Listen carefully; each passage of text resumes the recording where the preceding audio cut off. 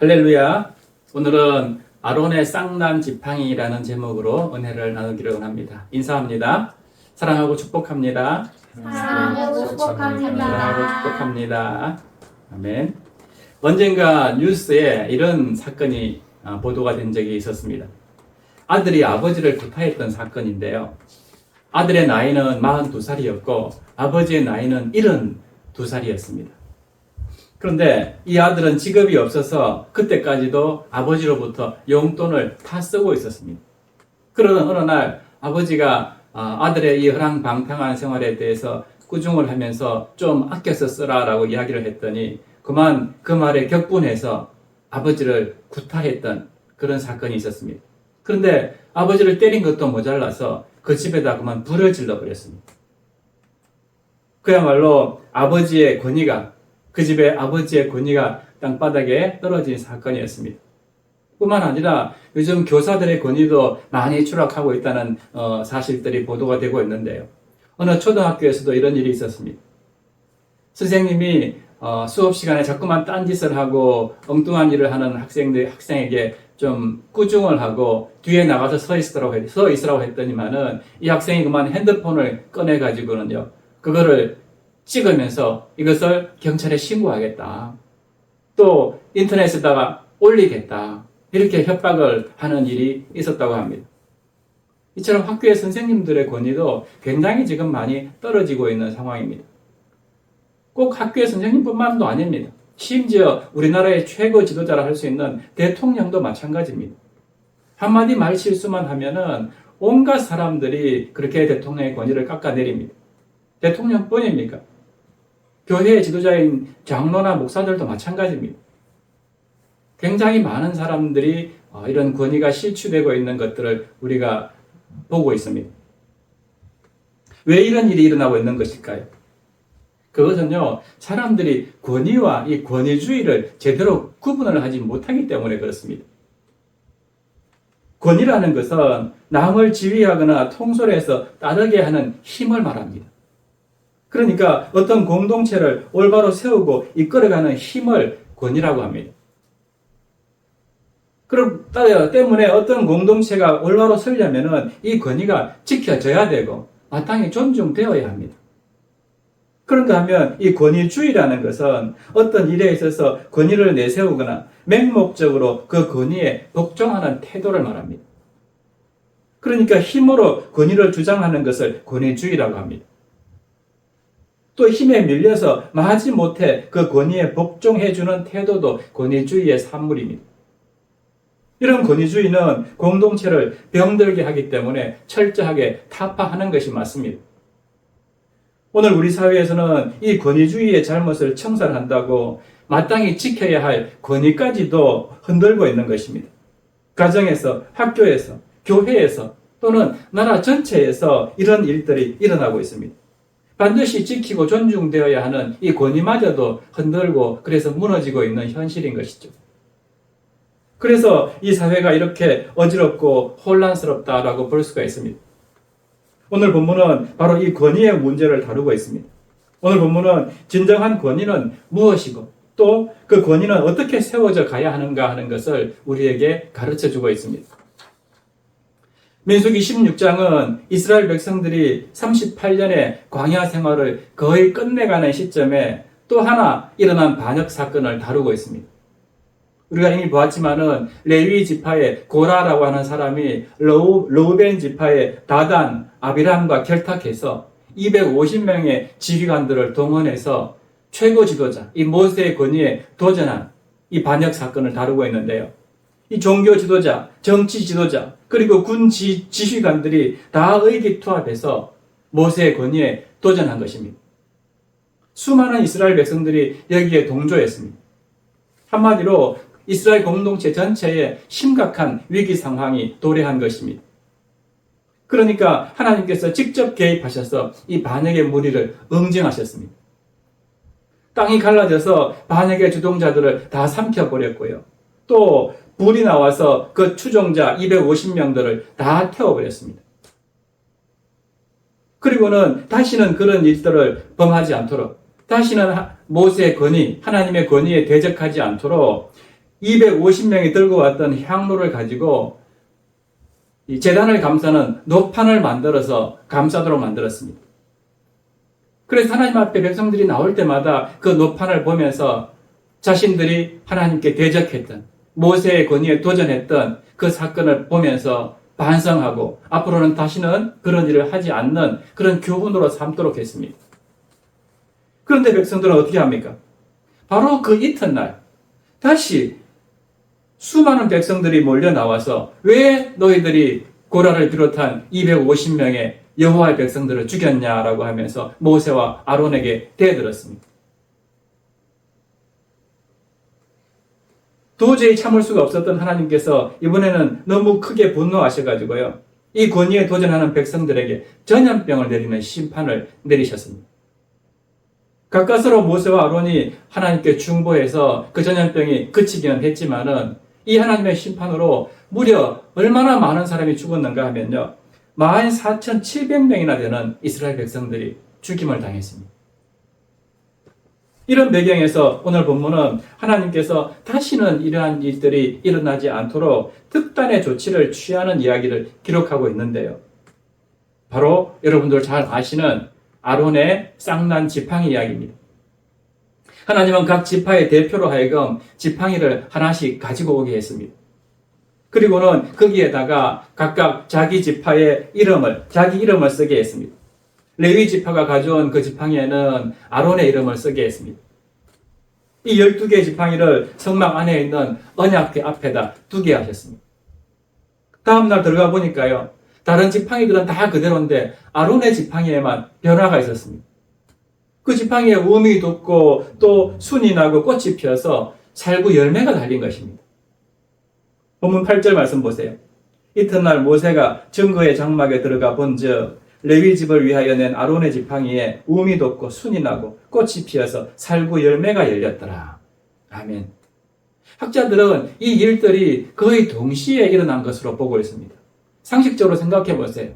바짝 마른 겨울 나무에 우음이 돋고 또 싹이 나고 잎이 열리고 꽃이 피고 열매가 달리기까지는 굉장히 오랜 시간이 걸립니다. 그런데 순식간에 이런 일이 동시에 일어난 것으로 보고 있습니다. 기적과 같은 일이 일어난 것입니다. 또 그 막대기는 땅에서 뿌리가 내려서 자라고 있는 그런 나무가 아니고 그냥 잘려진 죽은 나무입니다. 거기에서 어떻게 꽃이 피고 열매가 맺힙니까? 하나님께서 엄청난 기적을 통해서 이 아론의 권위를 세워주신 것이죠. 이런 일이 있은 후에 모세는 그 지팡이를 본인들에게 다시 돌려줍니다. 그리고 아론의 쌍난 지팡이, 이것은 하나님의 명령대로 전국의 언약궤 안에다가 두어서 이 백성들이 다시는 하나님을 비방하거나 대적하는 그런 잘못된, 못된 행동을 하지 않도록 그렇게 하는 교훈으로 삼게 하셨습니다. 이것이 오늘 전체 본문 내용인데요. 오늘 이 사건을 통해서 우리는 몇 가지 교훈을 깨달아야 됩니다. 그것은 첫째로 하나님이 세우신 권위를 우리가 인정해야 한다는 것입니다. 우리가 권위를 생각할 때 가장 중요한 것 가운데 하나가 그 권위의 출처 문제입니다. 어떤 사람이 남다른 권위를 갖게 될 때 그 권위는 과연 어디로부터 나오는가 하는 것입니다. 그 권위의 출처가 모두에게 인정이 될 때 비로소 그 권위가 정당성을 받을 수 있게 되기 때문이죠. 사람들은 흔히 이 권위의 출처를 두 가지로 생각합니다. 하나는 개인의 능력에 있다는 것입니다. 즉, 그 사람이 남다른 능력이 있을 때 거기에서 권위가 나온다라고 이야기합니다. 예를 들면 아인슈타인 같은 사람은 탁월한 지적인 능력을 가지고 있었기 때문에 모든 사람들이 아인슈타인의 그 능력을, 그 권위를 인정합니다. 또 파바로티 같은 경우에는 노래라 그러면은, 이 성악이라 그러면 타의 추종을 불허했기 때문에 파바로티 하면은 그 권위를 다 인정해 줍니다. 그런데요, 이런 사람들이 권위를 인정받다가도 자기랑 필적할 만한, 자기의 버금가는 그런 노래 실력자 또는 우수한 두뇌가 나오면은 그 권위는 거기에서 끝입니다. 더 이상 인정받을 수가 없다는 것이죠. 자신의 능력이 예전같이 못하면은 그 권위는 다시 떨어질 수밖에 없다는 것입니다. 아론에게 지금 이런 상황이 발생했습니다. 레위 자손 가운데 고라라는 사람이 나타나서요. 이 고라는 아론의 사촌이었습니다. 성막 봉사에 그런 고위 임무를 수행을 하고 있었는데 광야 38년 동안 같이 이 아론 곁에서 성막 봉사하는 일을 하다가 보니까 자기가 아론의 역할을 해도 충분히 그 일을 할 수 있겠다 하는 생각이 들었습니다. 그래서 어떡합니까? 아론의 권위에 도전하는 것입니다. 당신만 이런 지도자를 할 이유가 있느냐? 그러면서 자기 스스로 아론의 권위에 도전해서 많은 추종자들을 모았습니다. 결국 백성들의 인기가 아론이 아니라 이 고라한테로 옮겨가니까 그만 아론의 권위는 점점 떨어지는 그런 상황이 되었던 것이죠. 또 하나 우리가 권위의 출처를 든다면은 그것을 다른 사람들에게 두는 것입니다. 권위가 자신을 따르는 사람들에게서 나온다라고 생각하는 것이죠. 대표적으로 민주주의라는 정치가 그렇습니다. 사람들이 투표로 대표자를 뽑습니다. 당선이 되면은 일단 지도자로서 합법적인 권위를 가지게 됩니다. 거기에 여론조사의 지지도가 높으면은 그 권위는 점점 더 탄탄한 기반을 얻게 됩니다. 반면에 반대로 사람들의 지지도가 자꾸 떨어지게 되면은 그 권위도 흔들리게 됩니다. 우리가 요즘 대통령 여론조사 이런 것을 뉴스를 보면 알지 않습니까? 막 20%, 10%까지 떨어지게 되면은 정권에서 추진하는 일들이 제대로 안 됩니다. 백성들의 반대가 심하기 때문에. 그러나 점점 올라가서 40%, 50%까지 지지도가 올라가게 되면은 무슨 일을 하든지 간에 그 권위를 인정하고 그 정권이 하는 대로 다 순종하는 것이죠. 아론에게도 이런 상황이 발생했습니다. 아론의 인기가 점점 떨어졌고 반면에 고라 일당들의 인기는 점점 올라갔습니다. 그러다 보니까 대제사장인 이 아론의 권위가 점점 흔들리기 시작합니다. 무슨 말을 해도 아론의 말을 듣지 않습니다. 고라가 권위에 도전할 때 그 고라에게 동조하는 사람들은 늘어났습니다. 심지어 고라가 하나님의 징계로 죽은 뒤에도 백성들은 이 아론을 원망했습니다.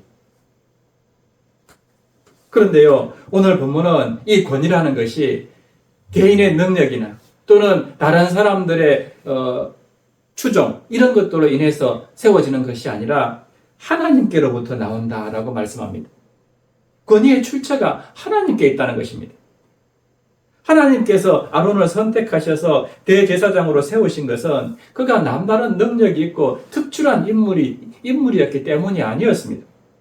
또 그가 다른 사람들에게 특별한 지지를 받고 있기 때문도 아니었습니다. 단지 하나님께서 하나님의 기준에 맞게 아론을 선택하신 것입니다. 실제로 하나님의 위대한 일꾼들은요, 저마다 결격 사유가 있었습니다. 대표적으로 모세가 그랬습니다.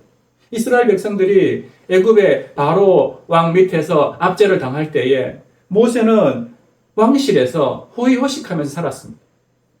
또 이스라엘 백성들이 강제 노역의 고통을 겪으며 살아갈 때에 모세는 미디안 광야에서 홀로 자신만을 위해서 살았습니다. 어떻게 보면 지도자가 될 상황이 아닙니다.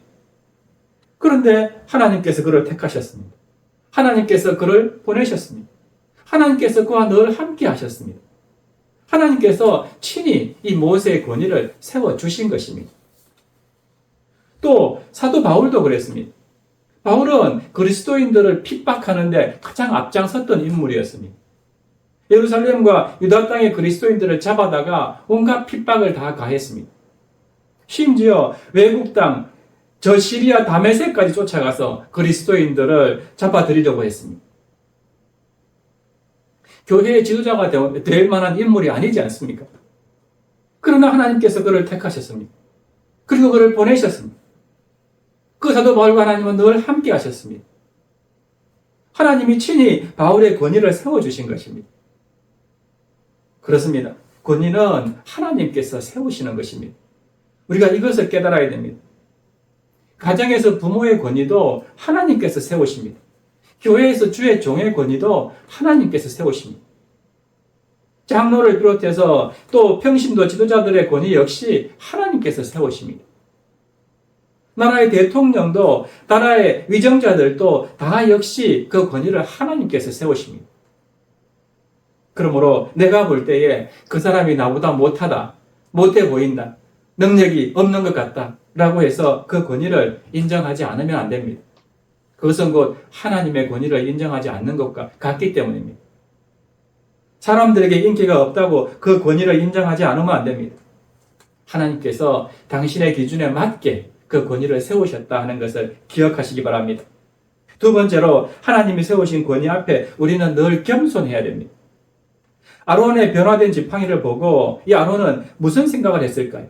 자기 지팡이에만 싹이 나고 또 꽃이 피고 열매가 달렸습니다. 자기가 무능하다고 고라에게 공격을 당한 처지입니다. 백성들에게 인기가 없어서 자리가 위태하던 그런 상황이었습니다. 그런 자기 지팡이에만 특별한 일이 일어났습니다. 그 일로 인해서 자신의 권위가 다시 살아났습니다. 무슨 생각을 하게 됐을까요? 간단합니다. 나의 권위는 바로 하나님이 주신 것이구나. 나의 대제사장의 권위는 하나님으로부터 나온 것이구나. 나는 앞으로 전적으로 하나님만 의지하면서 이렇게 봉사해야 되겠구나.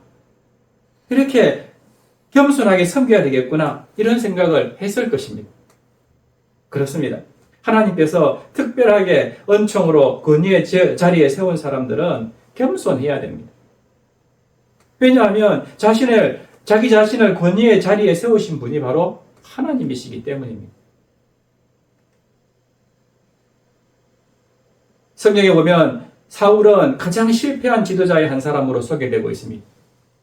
하나님께서 사무엘을 보내셔서 사울을 왕으로 세우실 때요. 사울은 자기 자신을 알았습니다. 자기는 왕이 될 만한 인물도 그릇도 못 된다는 것을 알았습니다.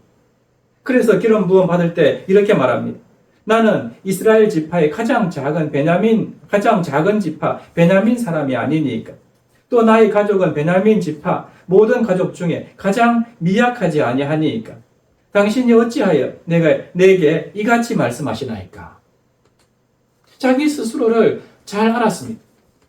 그런데 그 후에 왕이 된 이후에 사울은요 완전히 변질되고 말았습니다. 왕이 된 후에 나라의 기반이 닦이고 또 암몬과의 전쟁에서 승리하면서 백성들의 지지와 인기를 한 몸에 얻게 됩니다. 그러면서 하나님이 점점 사라지고요. 자신의 능력, 자신의 힘, 자신의 어떤 것들을 자랑하고 내세우면서 결국은 교만해지기 시작합니다. 겸손을 잃어버립니다. 자기가 대단한 줄 착각합니다. 그래서 결국 하나님으로부터 버림받게 됩니다. 그렇습니다. 지도자로 우리가 잘 나갈 때 조심해야 됩니다. 매사에 일이 잘 풀릴 때 조심해야 됩니다. 인기가 하늘을 찌를 때 더 조심해야 됩니다. 그래서 성경은 선줄로 생각하는 자는 넘어질까 조심하라 라고 말씀하지 않습니까? 자칫 하나님께서 권위를 세워주셨다는 사실을 잊어버리기가 쉽기 때문입니다. 미국이 노예 해방을 이루어낸 데는요, 두 사람의 업적이 있었기 때문이다라고 합니다. 한 사람은 링컨 대통령이고요. 한 사람은 톰 아저씨의 오두막이라는 소설을 통해서 사람들의 마음을 움직였던 스토 부인입니다. 링컨은 4년간의 남북 전쟁을 승리로 이끌었던 대통령 인물이죠. 이 노예 해방을 이루고 난 뒤에 두 사람이 우연히 만났다고 합니다. 링컨은 스토 부인을 보고 매우 놀랐다고 합니다. 왜냐하면 너무너무 그 엄청난 소설을 썼다라고 생각하기에는 왜소하고 너무 순박해 보였기 때문이죠. 그래서 링컨이 스토 부인을 만나서 이렇게 이야기합니다. 당신이 정말로 스토 부인입니까? 나는 이렇게 위대한 소설을 쓴 분이 강한 분인 줄 알았습니다. 대단한 분인 줄 알았습니다. 그랬더니 스토 부인이 잔잔한 미소를 지으면서 이렇게 말합니다. 사실 그 소설을 쓴 사람은 제가 아닙니다. 노예 제도를 보고 노여워하신 하나님께서 쓰신 것입니다. 저는 단지 그분의 도구였을 뿐입니다. 그 후에 스토 부인이 링컨 대통령에게 다시 이렇게 말합니다. 대통령도 제가 상상한 모습과는 너무나 다릅니다. 의외로 너무 인자하신 분이군요. 표정도 너무나도 자상하십니다. 이렇게 이야기했더니 링컨 대통령도 마찬가지로 이렇게 이야기합니다. 사실은 제가 싸운 것이 아닙니다. 저는 작은 도구였을 뿐입니다. 그렇습니다. 우리는 이렇게 겸손해야 됩니다. 하나님께서 권위를 세우셨다는 사실을 알고 그 권위 앞에 겸손할 줄 아는 것, 그것이 진정한 그리스도인들의 삶입니다. 세 번째로 우리는 하나님이 세우신 권위를 존중해야 됩니다. 이스라엘 백성들은 아론의 변화된 지팡이를 보고 무슨 생각을 했을까요? 특히 아론의 권위에 도전했던 사람들은 무슨 생각을 했을까요? 간단합니다. 아론의 권위는 하나님께서 세우신 것이로구나. 아론의 권위를 우리가 존중해야 되겠구나. 아론에게 복종하는 것은 인간 아론에게 복종한다기보다는 바로 하나님께 복종하는 것이구나 하는 것을 깨닫게 된 것입니다. 로마서 13장 1절과 2절 말씀 보면 이렇게 말씀합니다. 각 사람은 위에 있는 권세들에게 복종하라. 권세는 하나님으로부터 나지 않음이 없나니 모든 권세는 다 하나님께서 정하신 바라. 그러므로 권세를 거스르는 자는 하나님의 명을 거스름이니 거스르는 자들은 심판을 자취하리라. 아멘. 모든 권위는 하나님께서 세우신 것이니 그 권위를 존중하고 따르라 하는 것입니다. 여러분, 우리가 권위를 존중해야 하는 우선적인 이유는 그것이 바로 하나님을 존중하는 일이기 때문입니다. 다윗은 사울을 피해서 도망 다니던 중에 2번이나 사울을 죽일 수 있는 기회가 있었습니다. 한 번은 사울이 3,000명의 군사를 이끌고 다윗이 엔게디 광야에 숨어 있다는 이야기를 듣고 추격해 왔습니다. 그런데 그 중에 마침 그만 용변 볼 일이 급해서 엔게디 광야에 있는 어느 동굴에 사울이 들어갑니다. 마침 그 동굴에 다윗과 다윗의 부하들이 동굴 안 깊은 곳에 숨어 있었습니다.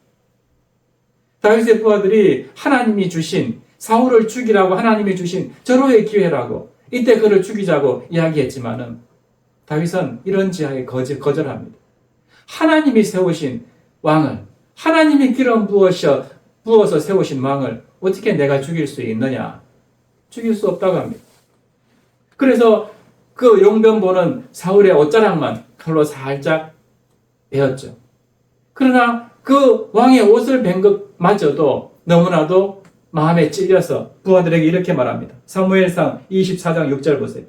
내가 손을 들어 여호와의 기름 부음을 받은 내 주를 치는 것은 여호와께서 금하시는 것이니 그는 여호와의 기름 부음을 받은 자가 됨이니라. 아멘. 그렇습니다.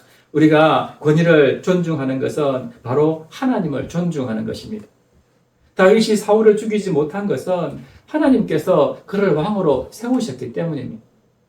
그렇게 믿고 죽이고 싶어도 하나님 때문에 그럴 수 없었던 것입니다. 하나님께서 그를 왕으로 세우셨기 때문에 그 권위를 존중하는 것입니다. 이것이 하나님의 마음에 합한 자의 삶이고 태도입니다. 또한 우리가 권위를 존중해야 하는 것은요, 우리 자신을 위해서도 권위를 존중해야 합니다. 이런 이야기가 있습니다. 어느 날 아기 사슴이 사냥꾼에게 쫓기고 있었습니다. 숨을 곳을 찾아서 아기 사슴이 포도나무 덩굴 한가운데로 들어갔습니다. 꽉 우거진 포도나무 잎과 열매와 가지들 사이에 숨어 있어서 이 사냥꾼으로부터 들키지 않았는데요.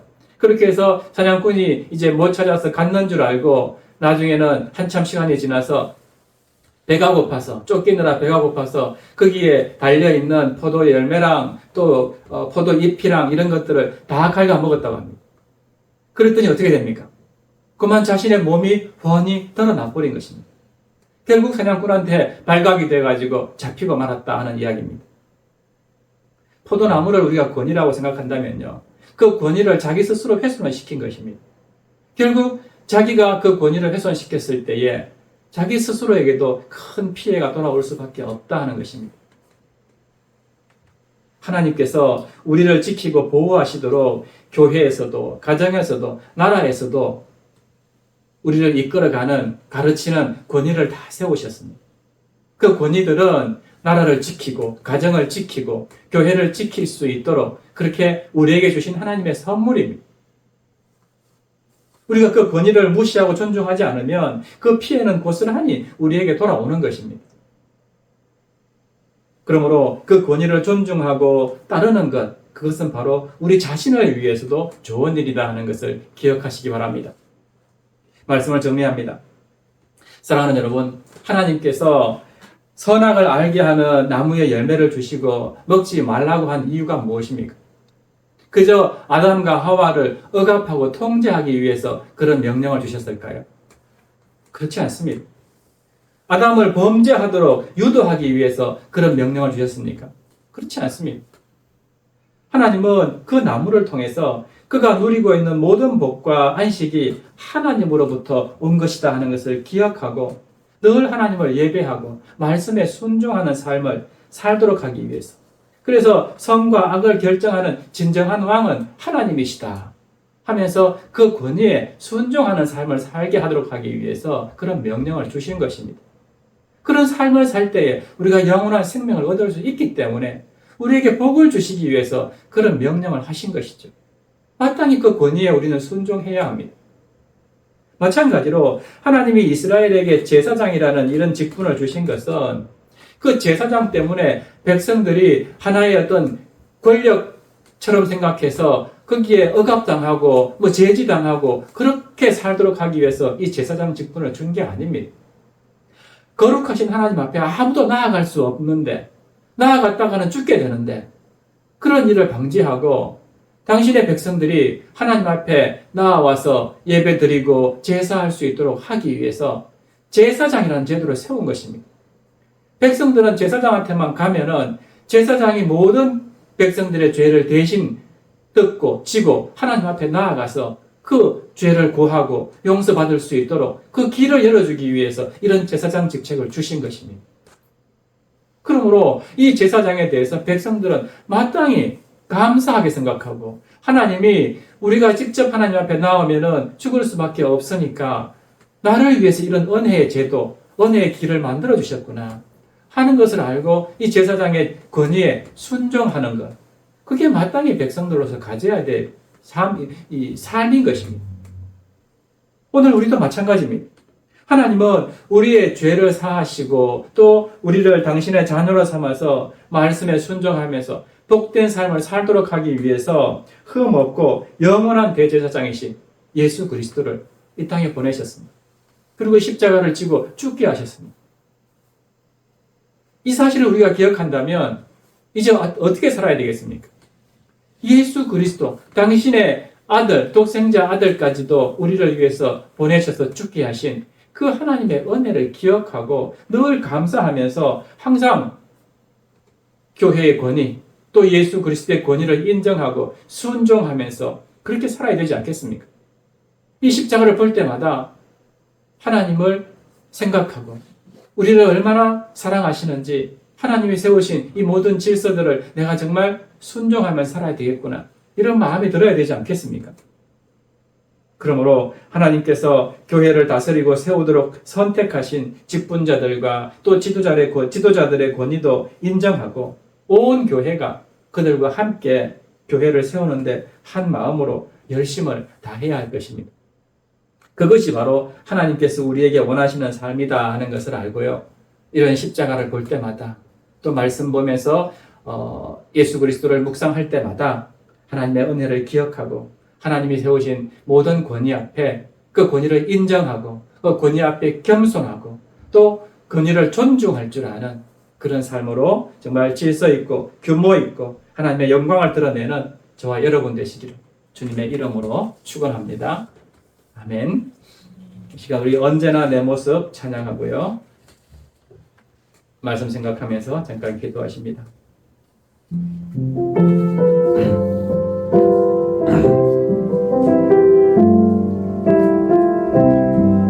언제나 내 모습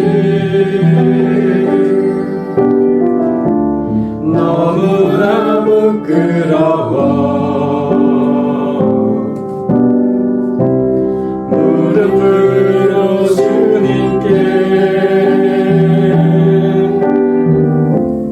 기도가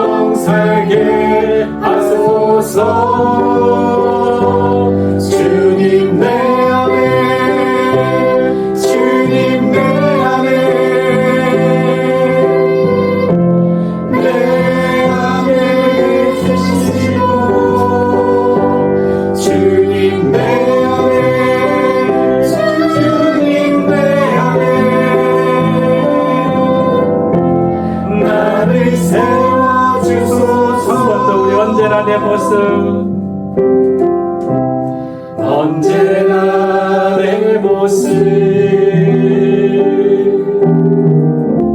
너무나 부끄러워 무릎으로 주님께 기도가 오니 나 홀로 서 있는 죽은 내 영 깨우사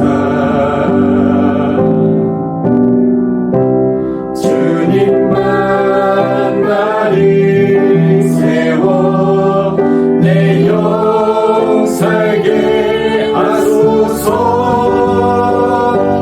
주님 내 안에 주님 내 안에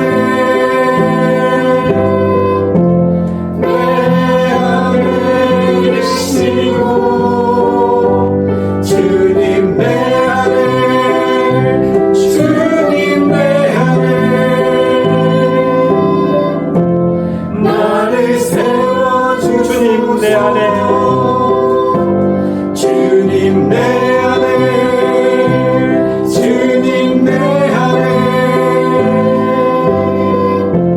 내 안에 계시고 주님 내 안에 주님 내 안에 나를 세워주소서. 아멘. 우리 이 시간 말씀 생각하면서 함께 기도하겠습니다. 아론의 지팡이는 전국에 앞으로 돌아가져다가 극이 간직하여 반역한 자에 대한 표징이 되게 하여 그들로 내게 대한 원망을 그치고 죽지 않게 하라고 말씀하신 하나님, 오늘 우리 안에도 조금만 힘들고 어려우면은 이런 불평과 원망들이 불쑥불쑥 나올 때가 참 많이 있습니다. 그럴 때마다 아론의 쌍난 지팡이를 기억하며 또 예수 그리스도의 십자가를 바라보면서 하나님의 은혜를 기억하게 하여 주시옵소서. 우리에게 은혜를 베풀고 더 큰 복을 주시기 위해서 주님이 세우신 교회와 지도자들의 권위를 인정하고 존중하게 하여 주시옵소서. 이 모든 일에 아버지 하나님, 내 영이 죽어 있다면 주님 내 안에 계셔서 내 영을 깨우사 나를 세워주시옵소서. 우리 이런 마음으로 주님 이름 한번 부르신 후에 함께 기도하겠습니다. 주여, 살아계신 하나님 아버지 하나님, 주님께서 이스라엘 백성들을 위하여서 이 아론과 모세를 세우시고 한결같은 마음으로 그들을 위해서 기도하고 또 그들을 위해서 축복하면서 아버지 하나님, 그들에게 하나님을 알게 하고 또 하나님 나라의 백성으로 살 수 있도록 은혜를 베풀어 주셨음에도 불구하고